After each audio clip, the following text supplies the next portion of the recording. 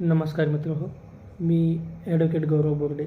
आपल्या ॲडव्होकेट गौरव बोर्डे ह्या चॅनलमध्ये मी तुमचं स्वागत करीत आहे.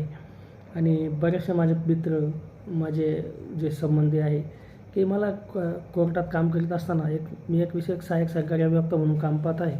तसेच शंका येत असते लोकांना की अनैतिक संबंधातून असलेलं जे मुलगा आहे त्याला पोटगी मिळण्याचा अधिकार असतो किंवा नसतो. तर त्याचं जे उत्तर आहे ते असतं.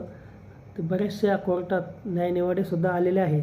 असेच आपण एक न्यायनिवाडा जो झालेला होता की अनैतिक संबंधातून एक मुलगी जन्मली होती. त्या पित्याने तिचे पालनपोषण करणे बंधनकारक आहे.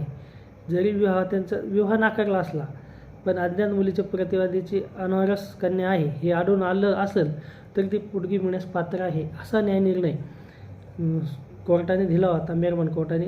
ती केस जी आहे ती आहे सुमित्रा देवी versus Bhikan Chaudhari 1985, criminal law journal 528.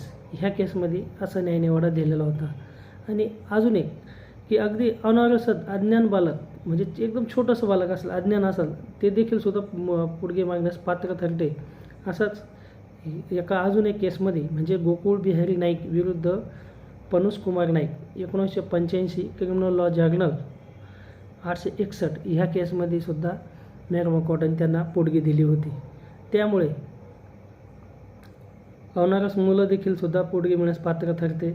जरी संविधानाने सदरील कलमाचा कायदा हा अनावरस मुलांना देखील सरळ शब्दात बहाल केलेला असेल तरी तो विवाह मुळातच अवैध आहे असा वास्तव पत्नी अर्ज करताना दिसून आलेला नाही. असा एक न्यायनिवाडा यमुना विरुद्ध अनंत आढाव 1988, क्राईम्स 594 याच्यात दिलेला आहे. तर अशा नवीन केसेसबद्दल माहिती मिळवण्यासाठी माझे जे चॅनल आहे ॲडव्होकेट गौरव बोर्डे, ह्या चॅनलला सबस्क्राईब करण्यास विसरू नका, बेल आयकॉन दाबण्यास विसरू नका. नवीन ज्या तुमच्या शंका असाल ते कमेंट बॉक्समध्ये टाका, त्याचं उत्तर मी नक्की देईल. आणि अजून काही शंका असेल तर बिनधास्त माझ्या कमेंट बॉक्समध्ये टाका, मी त्याचं उत्तर तुम्हाला नक्की देईल. जय हिंद, जय महाराष्ट्र.